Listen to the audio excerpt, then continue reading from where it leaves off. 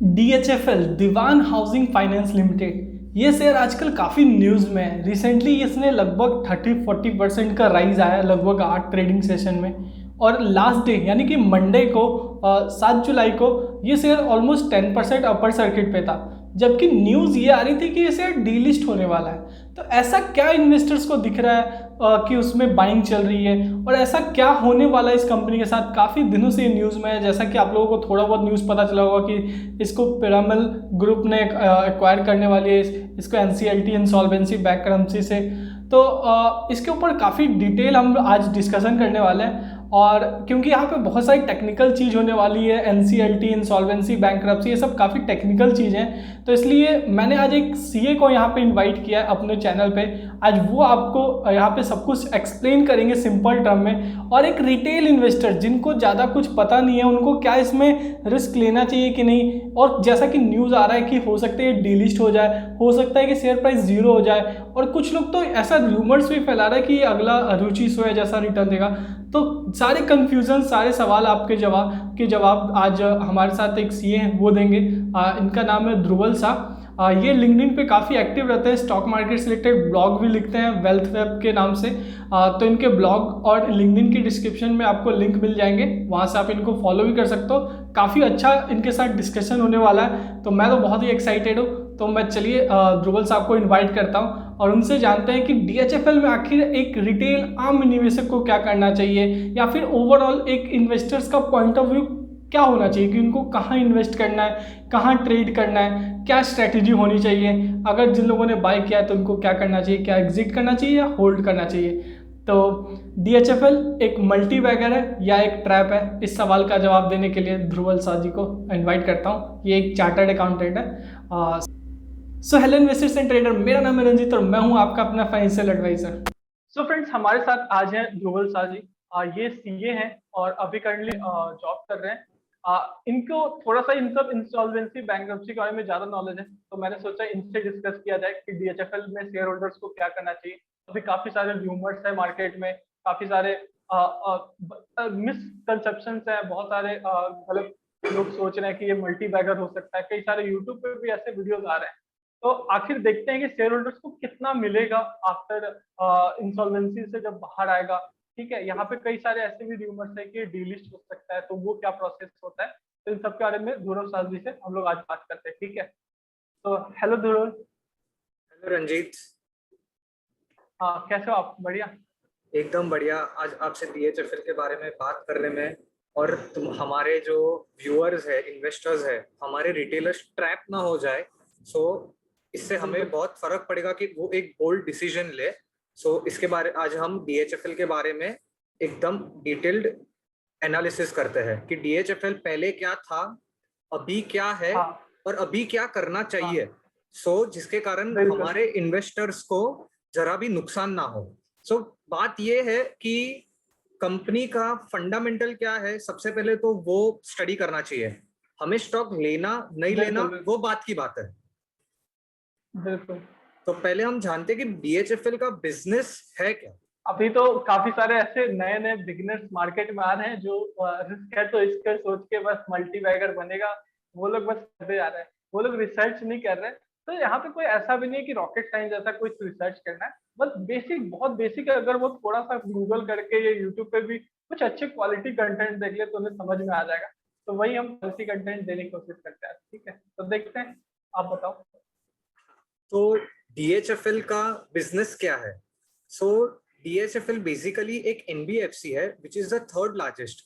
और उसका बिजनेस क्या है कि वो बैंक्स, फाइनेंशियल इंस्टीट्यूशंस और इंश्योरेंस कंपनीज उससे पैसा इकट्ठा करता है कमर्शियल पेपर्स रेस करके। और वो पैसा मेजरली वो housing loan and against properties, housing loan, so basically real estate में वो इन्वेस्ट करता है। So this was their right major business. So right right. till 2018 DHFL का सब कुछ बरोबर चल रहा था, शेयर प्राइसेस भी ऑल टाइम हाई कर गए थे। बट हाँ, उस 2000, समय तो सबका फेवरेट हुआ करता था, मतलब। हाँ सही बात है। सो एक टाइम पे वो येस बैंक कैसा था वैसा ही सेम डीएचएफएल था वो उसके फील्ड में। हाँ, अगर अगर मैं गलत नहीं हूँ तो आई थिंक डीएचएफएल में हमारे झुनझुनवाला जी की भी स्टेक है। Yes yes yes, perfect. Main main fundamental उस टाइम के लिए वही था। मुझे पता है काफी लोग पूछते थे कि क्या इसको खरीदे, तो जब ना या हाँ कुछ बोलो तो बोलते इसमें तो झुनझुनवाला का स्टेक है, इसको खरीदना चाहिए।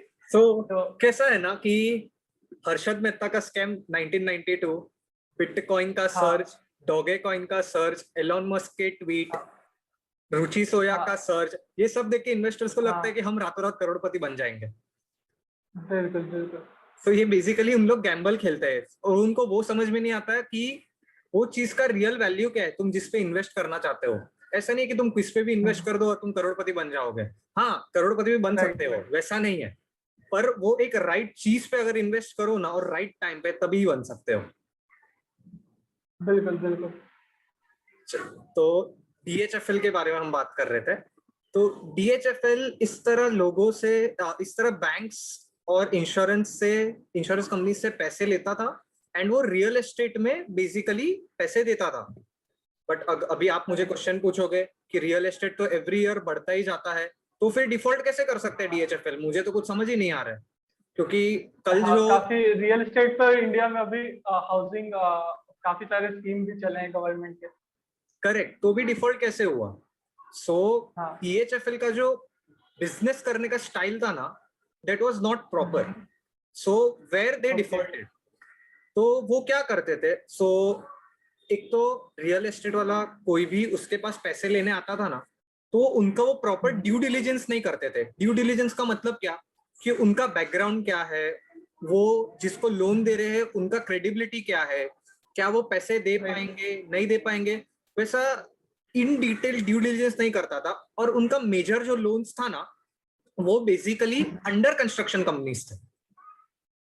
सो अच्छा एंड वो टाइम पे रेरा भी नहीं था। सो डीएचएफएल को ओके प्रिकॉशन होना चाहिए था, पर उसके कारण वो डायरेक्टली लोन दे देते थे without checking any of their background. So जिसके कारण क्या होता था, ओके अंडर कंस्ट्रक्शन बिल्डिंग है, तो एक तो बिल्डिंग बनती नहीं थी बिकॉज जिसको लोन दिया है वो खुद किधर हाँ डिफॉल्ट किया होता है। एंड ड्यू टू दिस पूरा हाँ चेन हाँ फॉर्म होता था कि वो रियल एस्टेट कंपनी ने डिफॉल्ट राइट किया, राइट। जिसके कारण डीएचएफएल को प्रॉब्लम आया, जिसके कारण डीएचएफएल को जिसने पैसा दिया था, जैसे कि बैंक है, हाँ, इंश्योरेंस कंपनी है, उनको भी पैसे नहीं मिले। उन लोगों को दिक्कत। Right right. तो ये तो मतलब पास्ट हो गया। अभी मतलब उसके बाद फिर क्या हुआ? तो वो उसके बाद तो डीएचएफएल ने क्या हुआ 2018 में, जब आईएलएनएफएस का आपको सबको याद ही होगा, उनका भी ऐसा ही कॉमर्शियल डिपॉजिट्स का उसका भी मतलब डिफॉल्ट था। बहुत सारा डिफॉल्ट आने लगे थे। हाँ भाई। बस ये वही टाइम था जब भी डीएचएफएल का भी बाहर आया। सो क्या हुआ 2018 के टाइम पे उनका कमर्शियल पेपर्स को रिडीम करने का टाइम आया था, पर वो टाइम पे ओके उनको रियल एस्टेट से इतना पैसा रियलाइज नहीं हो पाया। सो उसके कारण उनके लिक्विडिटी क्राइसिस बढ़ गए। सी चेन समझो, लिक्विडिटी क्राइसिस बढ़ गए उनके। सो एंड रियल एस्टेट से पैसे नहीं आए, उनके एनपीए बढ़ गए। ओके सो उसके कारण उनको कमर्शियल पेपर्स में डिफॉल्ट हुआ। पर वो डिफॉल्ट छोटा मोटा अमाउंट नहीं था। Okay but the analyst are estimating के ये टोटल जो उनका डिफॉल्ट था ना was nearly around 90,000 crore. Yes, after that उन्होंने थोड़ा थोड़ा करके बहुत। रीपे किया, but the total estimation which they give was approx 90,000 crore. Okay, काफी बड़ी अमाउंट है ये तो। यस, एकदम बड़ी अमाउंट है। ये इतनी बड़ी हो गई थी अमाउंट की, वो टाइम के जो ऑडिटर्स थे, डेलॉइट वहां के ऑडिटर्स थे, उन्होंने तुरंत ही रिजाइन कर दिया। एंड उसके बाद ओके। क्रेडिट रेटिंग एजेंसीज ने भी तुरंत उनका क्रेडिट रेटिंग डाउनग्रेड कर दिया। आप समझते हो कि हाँ, अगर उसके कंपनी वो तो क्रेडिट रेटिंग वाले तो लास्ट में आते हैं, वो डिफॉल्ट तब जाके करते हैं री-रेटिंग। सही बात है। सो ये सब कुछ जब 2018 में जब बाहर सब कुछ बाहर आया ना, तो वी कैन सी कि उनका हाँ फॉल देखो, ये can you see the straight line? Right right. So ये इतना बड़ा हाँ आप बिल्कुल, इस मतलब डाउन साइड। आप ये इतना ग्रीवियंस था कि नियरली 60% वो टाइम पे गिर गया।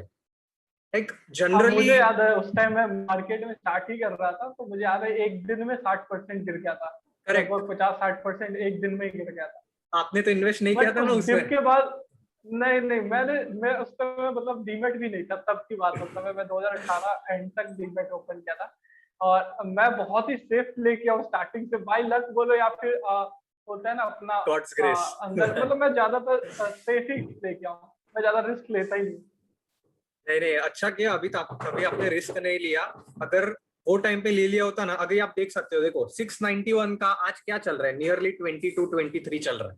तो डीएचएफएल ने वो टाइम पे डिफॉल्ट तो किया, पर उसके बाद उन्होंने स्लोली स्लोली बहुत सारा डेट रीपे करने का भी कोशिश किया। जहाँ रियल एस्टेट से उनको पैसा नहीं आने वाला था, उनसे भी रिकवरी एजेंट से रिकवर करवाए। So they tried a lot, but क्या हो गया, एक बात बोलते हैं ना हम, कि अगर तुम्हारी मार्केट में छाप खराब हो जाए, जो रेप्यूटेशन बोलते हैं ना, तो फिर आपको फिर बिजनेस प्रॉपर करने का, बिजनेस प्रॉपर हो ही नहीं सकता उसके बाद।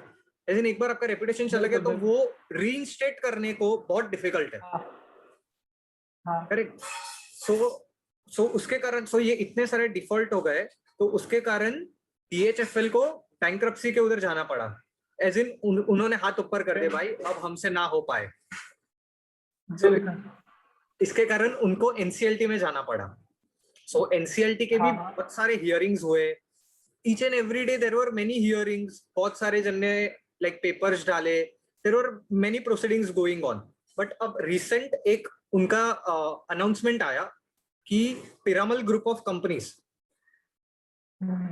they want DHFL, they want to acquire DHFL. So and in what price? So 37,250 crores में उन्होंने बिड किया, यानी पिरामल ही था जिन्होंने सबसे हाईएस्ट बिड किया था 37,250 करोड़। बट राइट, और भी इसके साथ और भी कई कंपनियां थे, there were many companies. But हाँ, पर अभी ये जो करंट अभी का जो न्यूज है, जो फिलहाल ट्रेंडिंग है, सो वो क्या बोलता है कि पिरामल ग्रुप है ना, Piramal capital and housing finance, उनको डीएचएफएल कंपनी चाहिए 37,250 करोड़ में, बट विथ सर्टेन कंडीशंस। अभी पिरामल कंडीशंस क्या है कि अभी जो शेयर प्राइस उसका 22 चल रहा है ना, सो उसको हम जीरो करेंगे सबसे पहले तो। अच्छा, जीरो मतलब अभी अगर मैं उनका बुक्स देखूं करंट 31 मार्च का, तो उनके बुक्स में फिलहाल टोटल डेट 63,260 करोड़ है। बहुत बड़ा अमाउंट है। मैंने आपको पहले बताया 90,000 अप्रोक्स का उन लोग का डिफॉल्ट हो गया था। अभी भी करंट उनके बुक्स में 63,260 करोड़ है। और उनके जो रिजर्व्स है वो फिलहाल नेगेटिव है 20,950 करोड़। यानी आप समझ सकते हो कि डीएचएफएल का मार्केट क्रेडिबिलिटी कितना डाउन हो गया है। मतलब डीएचएफएल को आज कोई पैसा ही देना नहीं चाहता है। So it is very obvious कि उसका शेयर प्राइस जीरो करे, वो भी कोई नई बात नहीं है, बरोबर है वो बात। और रेजोल्यूशन प्लान वो भी बोलता है कि ये शेयर्स को हम डीलिस्ट कर देंगे, as in they don't want tradability in so, क्या मतलब कि ऐसा भी चांसेस है कि जीरो ना हो, कुछ भी वैल्यू बचे, और क्या चांसेस है कि रिलिस्ट भी हो सकता है बाद में? जैसा बहुत सारे लोग ऐसे रिमोट्स फैला रहे हैं कि जैसे रुचि सोया भी एक टाइम पे डीलिस्ट हुआ था, और मतलब कि जो ओल्ड इन्वेस्टर थे, जो एग्जिस्टिंग इन्वेस्टर्स थे, उनकी वैल्यू ऑलमोस्ट 90% डाउन के बाद रिलिस्ट हुआ था, और उसके बाद अपर सर्किट। ये रूमर्स काफी फैल रहा है कि ये रुचि सोया की तरह मल्टी बैगर हुआ, तो उन लोगों के भी डाउट्स अगर आप क्लियर कर दो। करेक्ट। सो अभी का जो ड्राफ्ट रेजोल्यूशन है, सी अब तक कुछ भी फाइनल नहीं हुआ है क्या है, this is just a draft resolution. और ये ड्राफ्ट रेजोल्यूशन में आज का ही न्यूज है कि 63 मून टेक्नोलॉजीज ने चैलेंज किया है कि this can not be proper. हाँ, नाउ द थिंग इज कि डिलिस्ट हो गए, रिलिस्ट हो सकता है कि नहीं। सी अगर कंपनी, अगर ये चीज फाइनल, चलो अज्यूम करते हैं कि ये चीज फाइनल हो गया कि कंपनी को डिलिस्ट करना है, उसका रिटर्न डाउन वैल्यू जीरो करना है। सो जो व्यूअर्स है, रिटेल इन्वेस्टर्स है, वो आप जैसे बोले ना कि रुचि सोया में कैसे हुआ था, डिलिस्ट हुआ, रिलिस्ट हुआ, फ्लोटिंग कैपिटल कम हुआ और उसके कारण शेयर प्राइस एकदम बढ़ा। चांसेस है, बट आपको नहीं लगता ये गैम्बल ऑफ मनी है? बिल्कुल बिल्कुल, इसमें रिस्क बहुत ही ज्यादा है कि मतलब ऐसा नहीं भी हो सकता। जैसे कि रिसेंटली लक्ष्मी विलास बैंक में भी हुआ, वहां पे शेयर कैपिटल को बिल्कुल जीरो राइट डाउन कर दिया गया। तो ये भी हो सकता है कि शेयर कैपिटल बिल्कुल जीरो राइट डाउन भी हो सकता है। आप अभी पर शेयर 20 रुपया समथिंग में बाय भी कर रहे हो और वो जीरो हो गया, तो आपका मतलब पैसे खत्म। तो इतना रिस्क है, तो आपको अगर रिस्क मतलब की सोच के रखते हैं कि हाँ ये जीरो हो सकता है, ठीक है। बरोबर है, आपका सही, एकदम सही बात है। सो कैसा है, बहुत सारे फैक्टर्स है फिलहाल डीएचएफएल में। सबसे पहले तो ये ड्राफ्ट रेजोल्यूशन है, कुछ भी फाइनल नहीं है। दे आर क्लेमिंग कि हमको डीलिस्ट करना है, दे आर क्लेमिंग कि हमको जीरो करना है। सो ये बहुत सारे फैक्टर्स है। फिर वो भी है कि अगर डीलिस्ट किया एंड रिलिस्ट किया, ये जरूरी भी नहीं है कि रिलिस्ट कब करेंगे, अगर करना भी हो तो। And it everything depends upon Piramal. यानी ये करंट टाइम तो डीएचएफएल के सामने देखना भी नहीं है, क्योंकि जब तक कुछ फाइनल नहीं हो जाता तब तक हमें कोई भी एक्शन नहीं ही लेना है, इससे हमें दूर ही रहना है। मतलब कि यहाँ पे कुछ भी सब कुछ मतलब अनसर्टेन है, तो जब भी मार्केट में Totally. कुछ अनसर्टेन होता है तो उसको हम लोग गैम्बलिंग कहते हैं। जब हम इन्वेस्टिंग करते हैं तो प्रॉपर फंडामेंटल चेक करके अपना एनालिसिस करके प्रिडिक्ट करते हैं, तो वहां पे एक रिसर्च होता है। यहाँ तो गैम्बलिंग है, सब कुछ अनसर्टेन है। अनसर्टन मतलब अगर मुझे जरा भी थोड़ा फंडामेंटल का नॉलेज हो ना, तो ये बुक्स हाँ में देख के मैं बता सकता हूँ कि देखो उसका टोटल डेट्स क्या है, 63,260 करोड़, और सामने उसके रिजर्व भी 2950 है। मतलब क्या, उसको पैसे देने लाइक एक पैसा भी वो चुका नहीं सकता as per the current books. Correct. NCLT में चला गया है, बिल्कुल। एनसीएलटी में गया मतलब हाँ एनसीएलटी में गया है, देन उसको डीलिस्ट करने का भी वो किया है, and with zero right down value. मतलब अगर मैं आज बाई चांस शेयर खरीद भी लिया और समझो डीलिस्ट हो गया, मेरा जो भी पैसा है वो सब वेस्ट ही गया। It will be a total destruction of wealth if someone invests now in DHFL. Yes, you can invest in DHFL अगर उसके प्रॉपर न्यूज आए, तो उसका अगर फंडामेंटल्स इंक्रीज हो रहा है, अगर उसके फर्दर जाके अगर वैल्यूएशंस में थोड़ा भी चेंजेस आते हैं। सो यस, कैसा बात है, लोग सोच रहे हैं कि रुचि सोया डीलिस्ट हुआ, पतंजलि ने अक्वायर किया, सो उसके वैल्यूएशंस इतने बढ़ गए कि 1500 के अप्रोक्स टच करके वो आया। बट कैसा है पता है, this is greed of money. ये ग्रीड कैसा है कि जिस दिन आप एंटर करते हो ना, ऑलरेडी आप अपर सर्किट पे एंटर करते हो, तभी ग्रीड के कारण आप निकलते नहीं हो, और जिस दिन वो डाउनफॉल चालू करता है ना, वो डाउनफॉल के साथ आप नीचे आ जाते हो। एंड इसके कारण मेजर रिटेल इन्वेस्टर्स के वेल्थ डिस्ट्रॉय हो गए।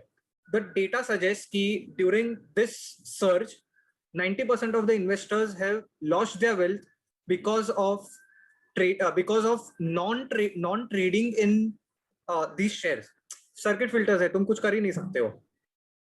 और क्या मतलब उसमें जब अगर आप गिरने लगे तो गिरते समय भी हमें पता तो होना चाहिए कि हाँ मतलब निकल सके, कोई ऑप्शन होना चाहिए। बट वहां जब लोअर सर्किट पे आप निकल ही नहीं सकते। कई लोग मतलब मेरे कई बिगिनर्स दोस्त होते हैं, वो मुझे मैसेज करते हैं, जैसे ऑर्चिड फार्मा में रिसेंटली हुआ था। सही तो बात वो है, अपर सर्किट मार रहा था। हाँ तो उसमें भी अपर मतलब वो ऑलमोस्ट 11,000% सर्च किया, बट वो वर्चुअल था।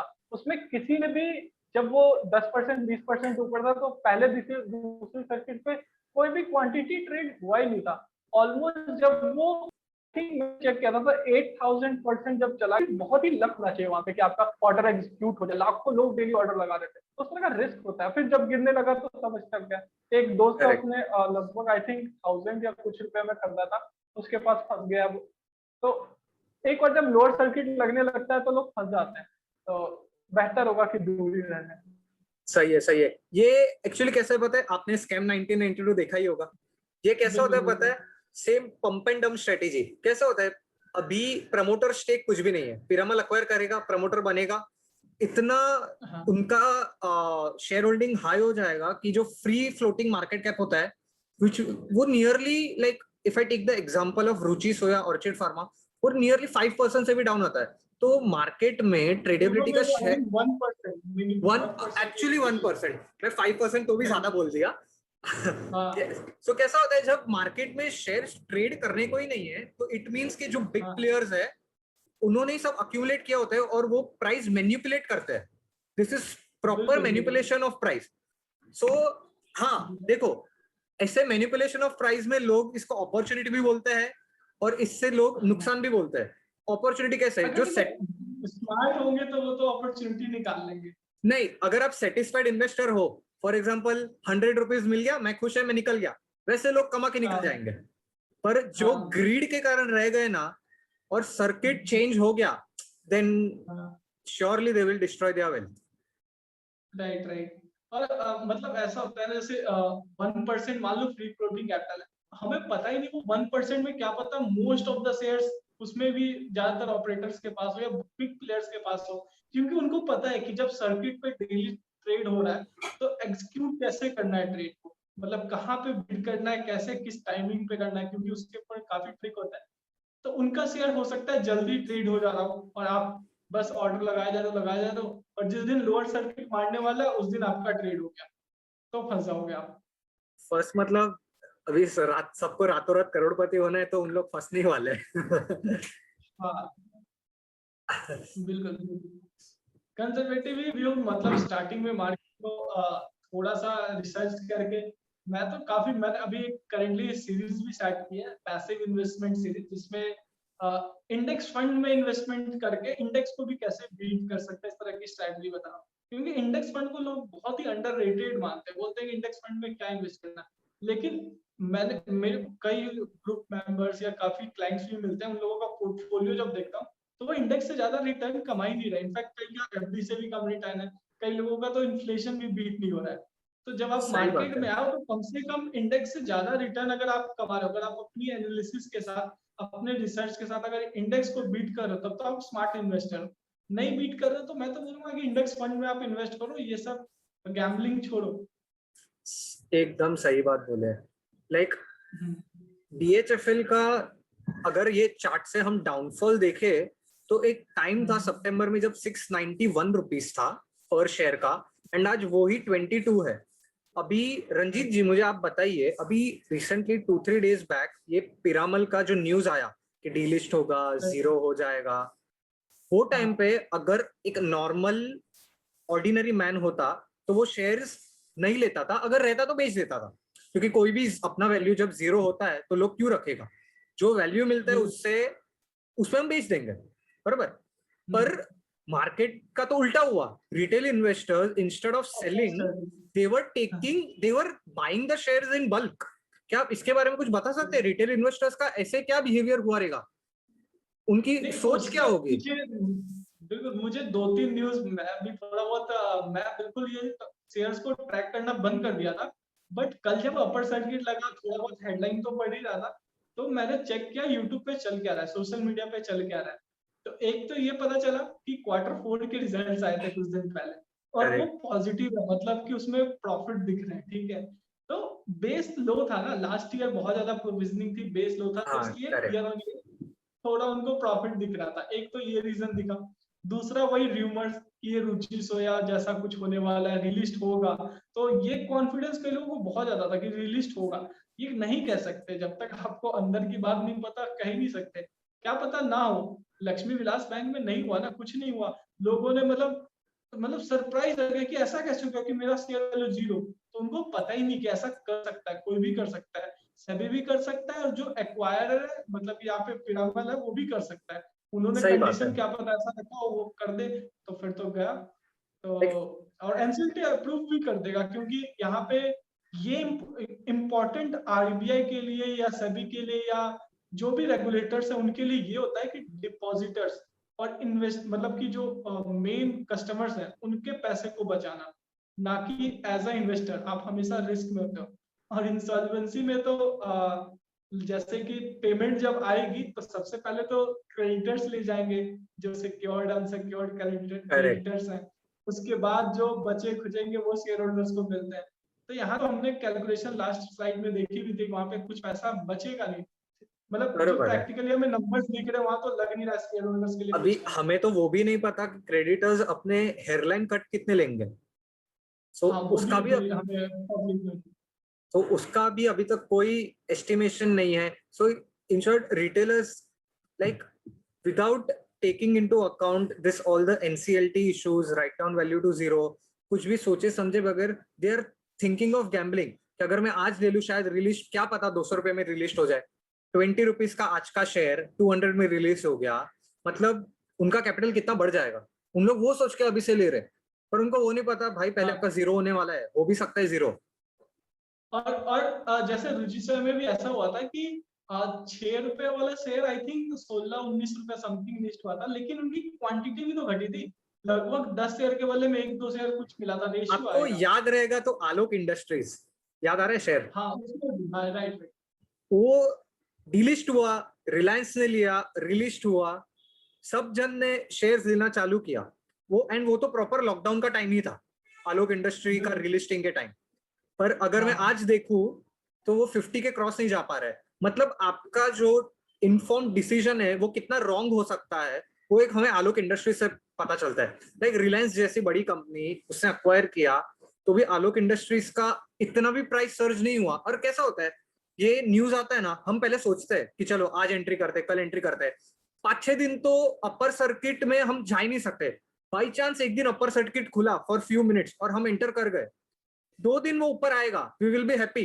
पर थर्ड डे ऐसा होगा ना कि सीधा नीचे आएगा और आपका जो वेल्थ था ना, मिनिमम 50% लूज कर देगा वो। बिल्कुल बिल्कुल, इस तरह की चीजें होती हैं।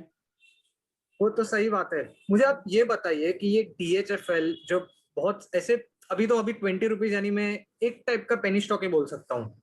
आज लोग पेनी स्टॉक्स में बहुत जा रहे हैं, फिर ये वैल्यू इन्वेस्टिंग कम कर रहे हैं। Mutual fund they are thinking कि मैं स्टॉक मार्केट से डायरेक्ट कमा सकता हूँ, तो म्यूचुअल फंड में मैं क्यों जाऊंगा।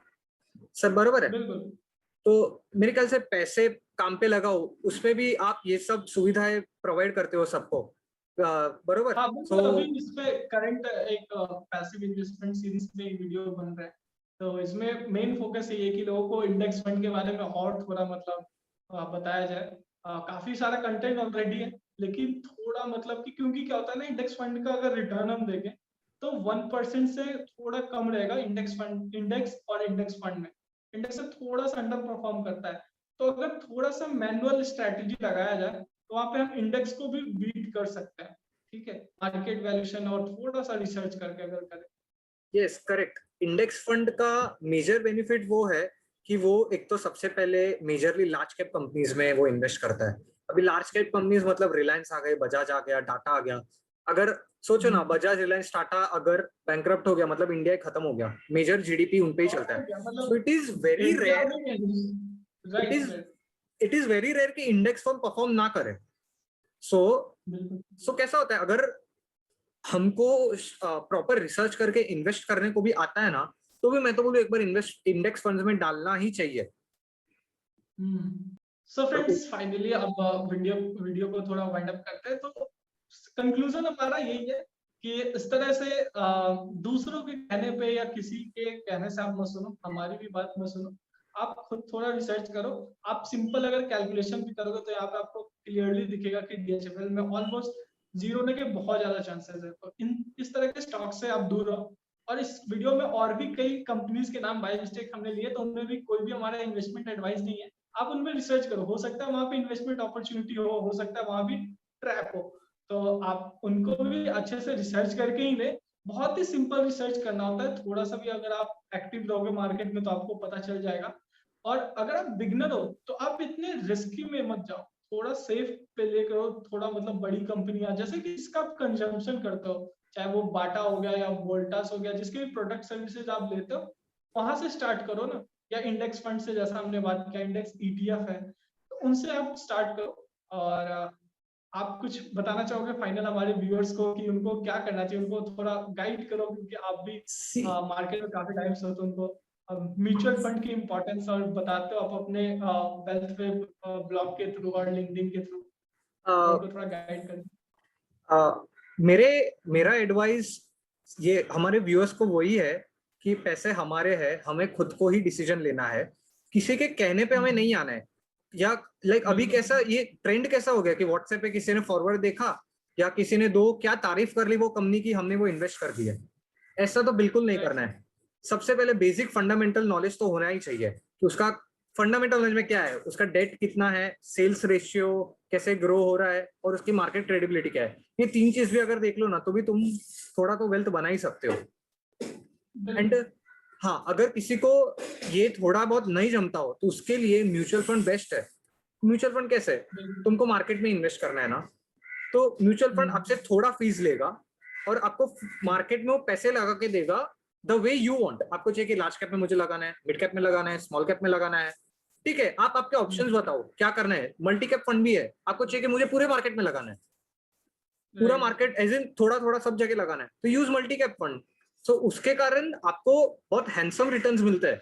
सी अगर हम लास्ट 1 ईयर की बात करें तो सेंसेक्स ऑलमोस्ट डबल हो गया है, निफ्टी खुद डबल हो गया है, एंड म्यूचुअल फंड ने भी काफी बेहतरीन परफॉर्म किया है। एंड अगर ये टाइम पे भी अगर आप सोच रहे हो कि मेरा पोर्टफोलियो क्यों आगे नहीं बढ़ा, तो सीरियसली आपको सोचना चाहिए और म्यूचुअल फंड की तरफ डाइवर्ट होना चाहिए। बस यही मेरा व्यूअर्स को मेरा एडवाइस है। सो पैसे को काम पे लगाओ and just be happy. Right. So I hope viewers आज अपने पोर्टफोलियो को थोड़ा ट्रैक करेंगे और चेक करना चाहिए व्यूअर्स को भी कि उनका क्या पोर्टफोलियो इंडेक्स को बीट कर पा रहा है। अगर इंडेक्स को बीट कर रहा है तो आप बहुत सही जा रहे हो, आप कंटिन्यू करो। अगर नहीं बीट कर रहा है तो मैं सजेस्ट तो यही करूंगा कि थोड़ा सा आपको म्यूचुअल फंड या किसी अच्छे एडवाइजर के थ्रू आपको इन्वेस्ट करना चाहिए, ना कि रैंडम किसी भी पर्सन के एडवाइस के through. So I hope video आप लोगों को पसंद आया होगा। अगर वीडियो से थोड़ा भी आपको हेल्पफुल लगा, आपको कुछ भी समझ में आ रहा है, तो आप वीडियो को लाइक करें, कमेंट करें, अपना ओपिनियन, अपना फीडबैक शेयर करें। और बहुत सारे ऐसे आपके दोस्त होंगे, रिलेटिव्स होंगे जिस तरह के शेयर्स में ग्रीड में जा रहे होंगे, तो उनको बचा लो, ये वीडियो उनको शेयर करो। जितने ज्यादा टेलीग्राम ग्रुप में बहुत सारे डिस्कस आज के टाइम में DHFL के ये वीडियो शेयर करो और जब बताना जरूर कि कैसा लगा। So, bye bye friends, happy trading. Yes, bye bye. Okay.